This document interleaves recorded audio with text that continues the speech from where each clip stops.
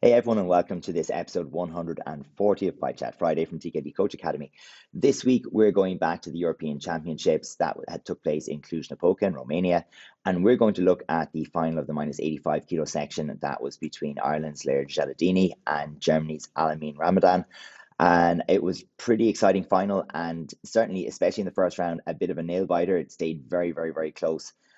Maybe closer than Alamin has been used to over the last little while. And spoiler alert, it's already too late. We did spoil it there. Alamin did win this one. But I think there's an awful lot in this fight to see, Richie. Yeah, definitely. We're going to get into the technical breakdown first. We're going to put this fight in slow-mo for you guys, just to kind of show you some things that both guys do really, really well that can help you with your own sparring game. So, yeah, these guys have fought before, which obviously gives them a little bit of background and context into what to expect and some things to work on.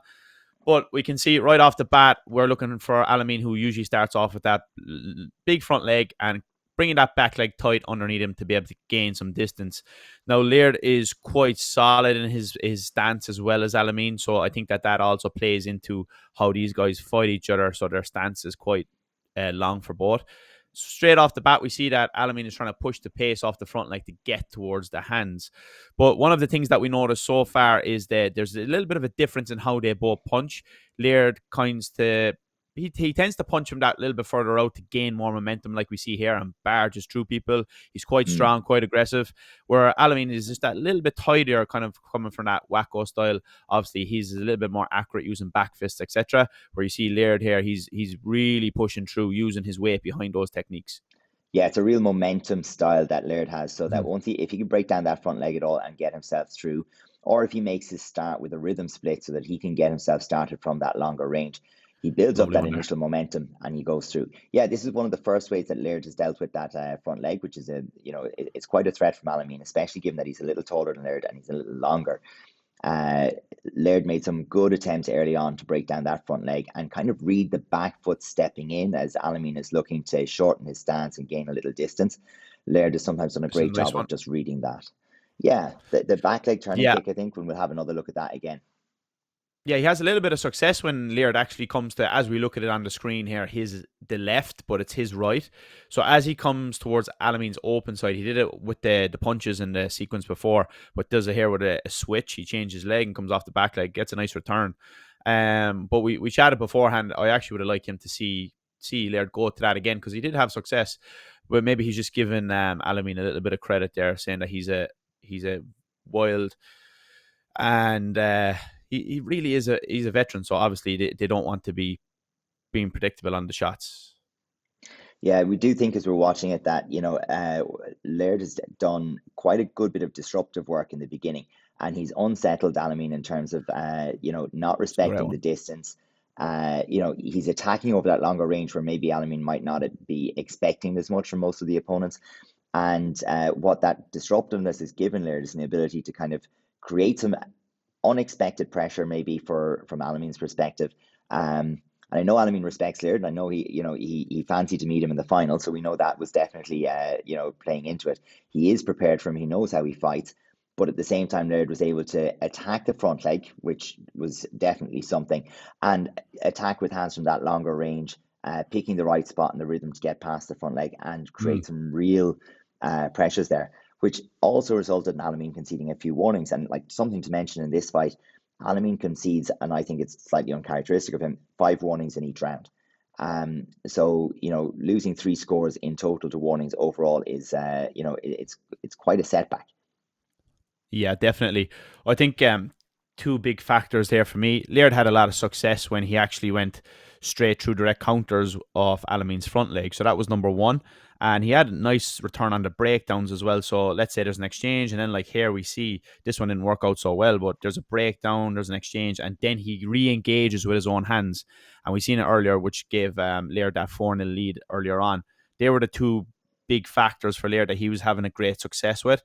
And we see Alamin recognizes this, whether it's Colin Adolphs in the chair at halftime or whether he recognizes it himself. And he increases that distance a little bit more in the second round, which just gives him that little bit more space. We see there's a big gap here that he can actually travel into, which then takes away Laird's opportunity to be able to direct counter, because it's a little bit harder the further distance is, because Alamin now he can, like you see here, he can use his footwork and things like that to set him up. And that was at the end of the first round, so we can already see him Yeah. adapting quite well. Yeah, and I think the score at the end of the first round and start of the second round helps as well, because it does put the onus on Laird to go and chase the match a little bit, which meant that Mm. Alameen could be a little bit more patient, sit back at that longer distance, and try to draw Laird into him. It's not that Laird is going to change, and all of a sudden his main weapon is going to become his front leg. In the end, he was always going to have to bring the pressure with the hands in order to bring his legs into play fully, to where he was going to get high value scores. So it's all about Alameen at this stage with that push pull, the change of distance, trying to invite Laird to attack from too far away and catch him, as he comes in, and that eventually does play out. But there's still plenty of play in the match as it stands right now, and plenty of opportunities for Laird to, as in this case with the X-ray, to try new things or to try to break down Alameen's initial front leg in different ways. Yeah, the extra step back I think helps him, because most of the time in the second round, Alameen didn't commit to the first kick, which allowed him to almost set up the second one, whether he wanted to go to the head, switch it to a different technique. He almost used the first one as a bait and a tester, like we see a little bit here, and then he has another one ready, whether it's defensive side kick or that he switches. And here's a lovely shot. This is a cracker to pull out in the gala in the final against a really high Yeah. level opponent. Fair play to him. Laird did cover it well. There was no score for that one, but Yeah, still it nice was to pull it certainly, off. yeah, still nice to attempt a shot. There's a good example of the distance just being very, very slightly wrong, and we have that little bit of increased accuracy on the punches. So probably one or two clear scores from Alameen in that exchange. And we see the scoreboard, change to reflect that. Yeah, Alameen tends to start off with that front leg nearly after every restart. So he always tries to take that distance back and gets his opponent on the back foot. Sets this up really well. He goes for a fake first, tests in and out. There's no reaction from Laird, and he bites on it on the second one. So that was a nice one. So I would love to see Laird just kind of being more like he was in the first round in this one. He was having great success at the start. I'd love to see him being able to get to like let's call it the dirty play. He goes for it here, Yeah. but he's just going from like straight on the line where Alameen is ready. He's ready. He's able to pick up that leg and to defend him quite well. But I'd like to see Laird maybe creating exchanges, whether it's from turning kicks or whatever, get into the broken play and then find those Mm. re-engagements that he was doing with hands at the start of the first round, because he's a strong guy, and if he can get that momentum on you, he's a hard fella to stop. Whereas when it's from the direct straight line like we see here, a little bit easier for Alameen. He's cute and he's crabbed. He's not going to fall for that. Yeah, and to that end, I mean, I think where Laird was doing particularly well was the more active Alameen was, the more effective Laird was in terms of, interrupting his rhythms, interrupting Mm-hmm. his distances, and breaking it down, bringing it into that broken play and thriving in there. And we know from squads, Laird is very, very dangerous. If he gets to hands at all, he can kick from anywhere. He's deceptive. You don't think he has the shots that he has, and he can absolutely pull headshots or body shots on either side. From when he's in hands. But I Like those think, those punching exchanges were the answer for him. It's just that yeah, his way of getting to them straight off the bat probably wasn't getting much of a return, where he needed to have something, maybe two or three in the lead up to get to that position and to get to those exchanges. yeah, I think we'll see a slightly different fight out of it if Laird had kept his lead for a little bit longer and Alameen had to continue to chase. The issue being that while Laird got ahead, he didn't manage to get that 2 or 3 point lead ahead. So he was always within, a warning. And at the very, very end of the first round, we saw Laird concede a warning and a score, and it went 3-1 to Alameen. But up until that Yeah. point, game plan was working pretty well. Alameen is a little bit more in his comfort zone here, soaking up the shots and making bigger distances. Yeah, like last 10 seconds, winning 4-0 in the final. Like, Leard has all of it to do. Everyone knows what he has to do. He has to close the distance. As Alameen have to do, he has to keep that distance. So he's using his push-pull with his footwork and keeping busy and light on his front leg so he can lift it quickly. You know what I mean? The work is already done here. Leard can't really do much at this stage. Alameen is clever. He's not going to let any big shots come through. So, yeah, I think that the match is pretty much done at this stage. Both guys know Leard throws the kitchen sink and goes for it at the end, but it's too late. Yeah. And really, as we see the end of this, then is just closing out. There's Alamin knows he has a couple of points on the board, and he does take the last couple of warnings. So he actually ends up finishing, as we said, on 10 warnings and a foul. So 4 point deductions compared to 1 point deduction for 4 warnings on Laird's side. In many matches, the scoring isn't going to be so high that you can afford to lose 3 scores. And one on each, or sorry, 3 on each scorecard for that matter. It is the equivalent of a headshot, but he does Alamin does manage to edge ahead of that and stay ahead of that curve the whole way to the end. But I think it does come down to, we can actually see a clash of styles where early on, when the match is completely level and they both have to consider attacking it, the more proactive Alamin was, the more opportunities Laird had to get into that broken play and get some return. And it was uncomfortable and unpleasant, I'd say, for Alamin at that stage. But once Laird had to chase it and Alamin could go to that longer distance, I think it became a bit more comfortable at that stage. Or if comfortable is probably the wrong word, but it became manageable at that later stage. Yeah, so congrats to both guys. It was a great match and Oh, definitely super. gave us a lot of entertainment, especially in the first round. It was a nice back and forth. The crowd were getting behind it. So definitely go back onto the original live stream and check out that one if you haven't. It was a cracker. So let's break down some of the tactical decisions that kind of made a bit of a difference. The first one, Adrian, being the distance that Alamin pulled apart towards the second half of round 1 Yeah. and round 2. Yeah, definitely. I mean, this one towards the end of round 1, but we can start to see where Alamin has definitely he's starting many of his movements by pulling back from Laird, and then if Laird doesn't immediately respond by taking the space, Alamin is then able to shorten up the stance and put the pressure on. The leg is already in a safe space in the air in front of him. And we see a little bit more of that, and also some more of that defensive sidekick, I suppose, as we get later into the second round and Laird has to push from that distance. But it's just a reminder that, right in the first minute, it seemed like the guys were content to go to hands and trade.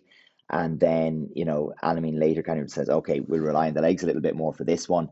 Not getting the value he's looking for on the trades, Laird is too effective, so we'll change up what we're doing. Yeah, because Alamin was launching and committing often off his first shot on Yeah, his first entry shot in round 1, where Leard was actually having a little bit of success. Now, so was Alamin. But then when he tried to do what he's doing here, of to maybe set up the first shot, the second shot, and not commit, to eventually to allow Leard to bite and then pick off a more effective counter, I think that was a great decision by Alamin, and definitely a decision that paid benefit for him. yeah, and a couple of examples of it there towards the end. The next thing we'll maybe look at is what Laird attempted to do, really, in terms of dealing with that front leg and the options that he chose between, in this first instance, clashing with the shin, giving himself an option to go to hands. But yeah, there's quite a few, and we'll look at each of them in turn as we go through. Yeah, so like he did have some nice success with different looks. He used the backhand quite well at the entry to get to the rest of his punching sequences. He had a little switch as well coming to the body. So he had some nice little exchanges, but picking the timing correct and being a bit more effective in that first round with those. And he had different looks as well. So it would be nice to see just kind of, hone in on what's working for you. I would have liked to see him try this one again. As I said, probably gives Alamin a bit too much credit there to say that he won't fall for it twice. But I like this one. Maybe he was worried about the turning kick return from Alamin, but I think he should have tried that one maybe again. Maybe a bit obvious that he switched leg and he was considering that as a factor. Yeah, but really good accuracy. I mean, he catches the arm on this one, but like the accuracy was very, very good on that other one. He kind of kept it low, just above the hip.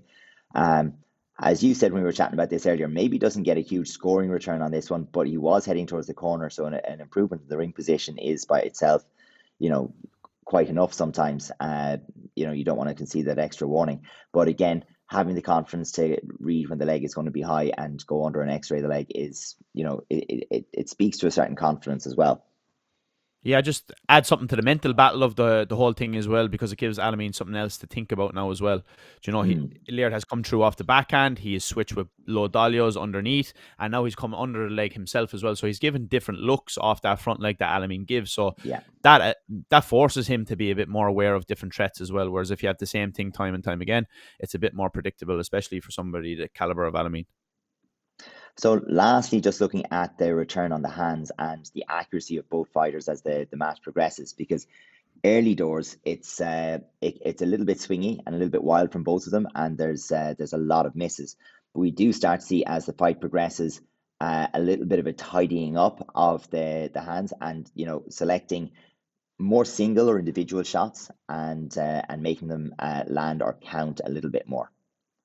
Yeah, we spoke a couple of months back in the World Cup about Anis Trikwi, who actually trains in the same camp as Alamin, and his style of blitz versus Sergo from Uzbekistan in the 63 final of the World Cup. And I think it was Mm, actually a similar style difference here as well, that Leard likes to create that little bit of gap between you to gain momentum and drive through it, where obviously Alamin's style, coming from that kickboxing style as well, is a bit more direct. He likes to use that hop style blitz and close the distance with a lot of testing, and more of a back fist entry off the front hand as well. But there's a bit of a difference in their style. But Laird has had his own success, and then also Alamin has his own success in terms of accuracy on the inside, like we see mm. here. So, like, both of those styles work really well. It's just that it was both guys are really high level, and it was a battle to try and get your style to the forefront, really, wasn't it? Definitely, and I do think you can kind of see where the height difference matters a little bit there, where you're seeing that Laird sometimes has the chin up as he's kind of coming up, so he's keeping the eyes open, he's keeping focused on the target,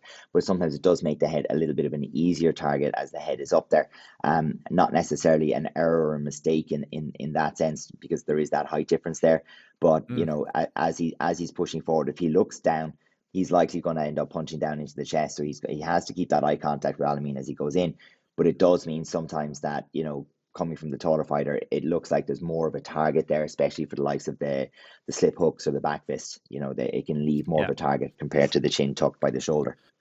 Yeah, good point. We used to talk about Zach Espy, who was probably one of the smallest heavyweights. He used to be one of the Yeah, the more upright ones because of his more narrow stance. Where, as we mentioned earlier in this fight, both guys have that little bit of a deeper stance, but Alamin then is just that little bit taller in his, which gives him that opportunity to be on top. It's the same principle whether you want to be kicking or punching. If you're the person that's like on top, you have that little bit more of an advantage because the person underneath is trapped by the line of whatever it is, your hand or your leg. yeah, absolutely. Absolutely. So, folks, I hope you enjoyed watching that one with us. Again, another great final from what was a really fantastic finals gala in Cluj-Napoca at the European Championships.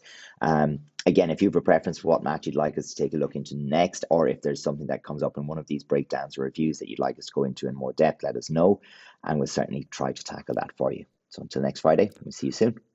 All right, catch you next one. Bye bye.